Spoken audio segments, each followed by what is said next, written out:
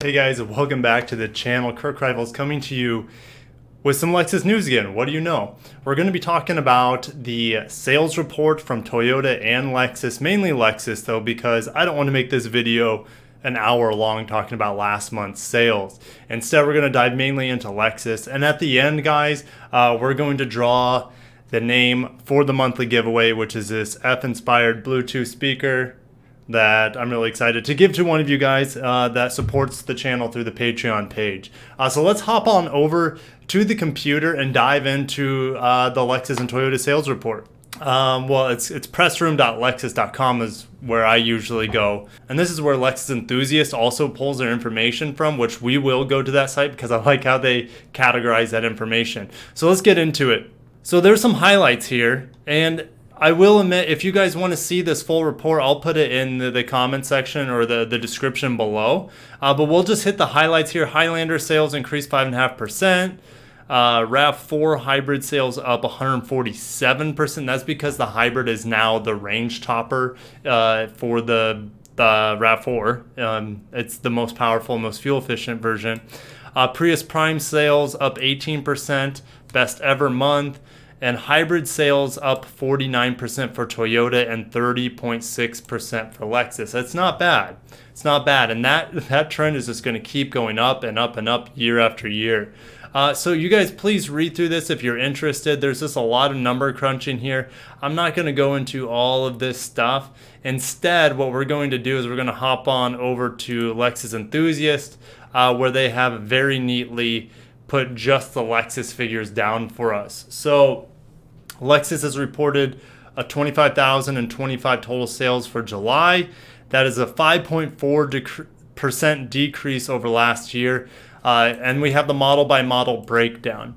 We're not going to get into it too much. The RC is up a lot, but that doesn't mean anything in total sales because it only has sold 437 cars this year. It's just like a drop in the bucket, to be honest. The ES is like the savior for the sedans right now for Lexus. That's really no surprise. They sold almost 5,000 ESs this past month in July, over about 4,500. So about 500 more units there. It's closer to 400 more units, but it's almost a 5% increase. And then year to date it's up 18%. So that's really good to see for the ES. And I imagine that's only going to go higher in years to come if they add the 250 that I talked about earlier this week. And if they add the all-wheel drive variant, I would expect IS sales maybe to go down. IS sales are already down quite a bit year to date. So the car needs a refresh. Now, if you love the current IS, they are heavily incentivized right now. So if you're thinking about picking one up, now would be a really good time because they are very, very inexpensive right now because Lexus is incentivizing them very well. So we're going to skip down to this right here. This percentage here, 6.3. They're down 6.3% overall for their cars this year. Now I'm not talking about SUVs yet. So the LS plays a role in that. It's down about 2,000 units from last year. That's incredible. The GS, I can't believe they've even sold 2,000 units in GS this year. The fact that the GS is still, even though the GS and the LS are both suffering, the GS is still 1,000 units behind the LS, and it costs a fraction. Well, yeah, it costs maybe about 2/3 to 3/4 the amount of an LS. You know something's not going right. ES is an amazing car. There's no reason to dive into why it is doing so well. It's obvious. And RC, for obvious reasons, is doing good in comparison to last year because it's a refreshed model. So, and then the IS is just struggling because of it is very long in the tooth, and those heavy incentives are there to at least make the car sell. So we're just going to scroll down to the SUVs now. This isn't all that encouraging, and the reason is because all of them are down. The NX is down 6%. The RX is down 4%. Now this is year to date, by the way. The GX is down 7%. The LX is down 10.5%. So we're going to go into each model and talk about how those sales are going to be affected later this year, in the coming year or so. Let's talk about the months. NX was down almost 9% from 18 to 19. RX was down 9% from 18 to 19. GX down 15%, 18 to 19. And LX down almost 14%. So those numbers aren't good. But check this out. If we look down here, it says total trucks. Right here, the total trucks are up 3. Trucks means SUVs, is obviously up 3.2%. You might be asking, how is that possible? Every single major SUV Lexus is known for is negative quite a bit. Well, the car that's keeping the SUVs afloat, even though it's not really an SUV, it's a small compact crossover. You know what I'm talking about. It's the UX. The UX is the wild card. The UX is keeping the SUV segment above ground. It's really quite incredible. This 9,000 sales, what it's done overall for the SUVs. It is a much needed car for the segment. I think this car is only going to do better over time. A lot of people have no idea about it. It is still new. It came out last winter. And as people find out more about it and as it becomes more attractive to lease, then those sales, I think, are just going to go up. So, and especially once it gets Android Auto. So let's talk about each one of these SUVs and maybe see if they can kind of have a resurrection this year. The NX, I'm not that hopeful for. The NX has a couple things coming for it. It is going to get Android Auto in October, and that might help sales a little bit.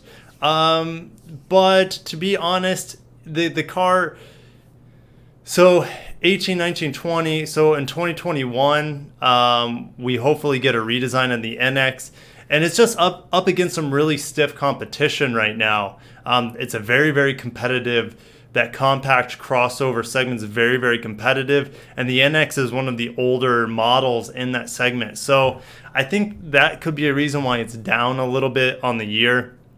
They are going to get a couple new colors. They're going to get that orange color from the UX.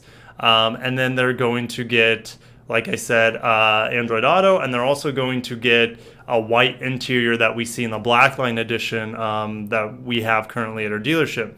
The RX, these numbers are going to go way up. So even though the RX is down 4% on the year, those numbers are going to completely change. I would expect it to be maybe 5% up on the year by the end of December.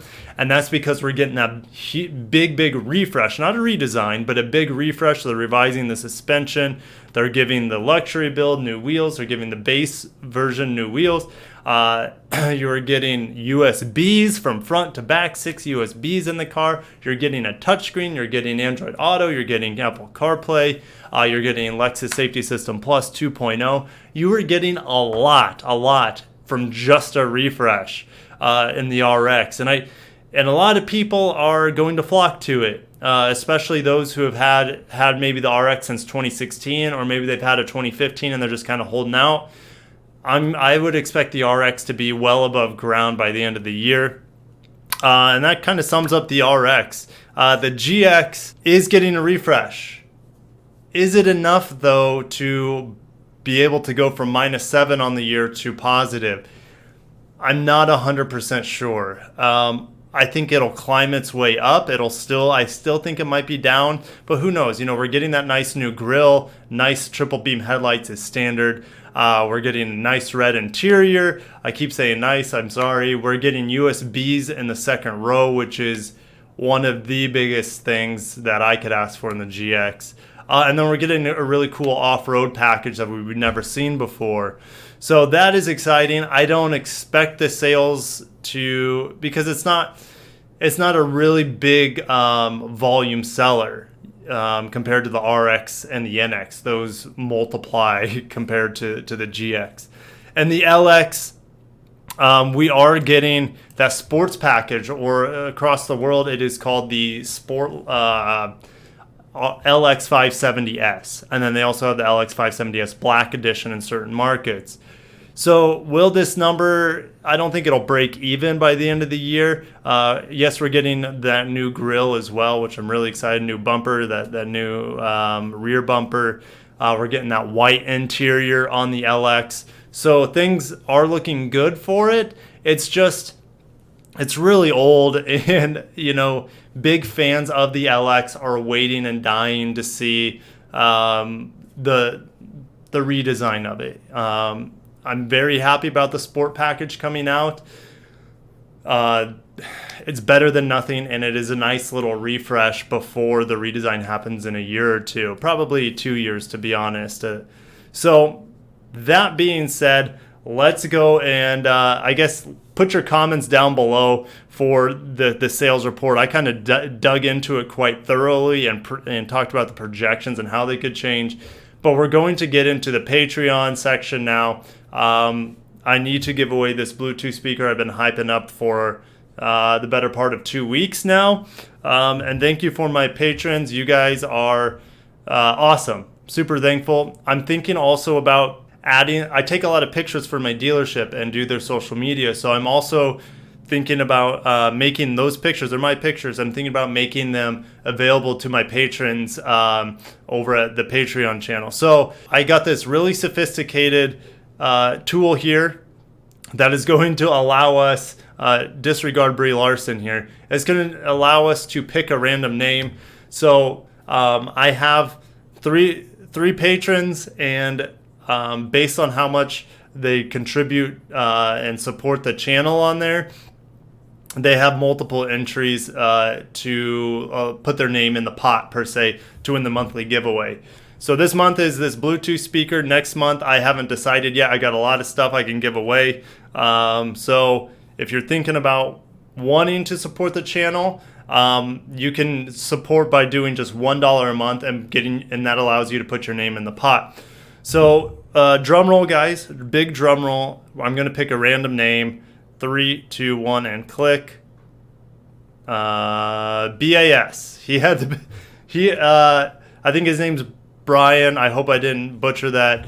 But yes, BAS won. He had the most names in the pot, so he had a 50% chance of winning. That's a coin flip. That's pretty good. So congrats, Brian. I will mail this to you. I still need to get your address. I'll message you on Patreon.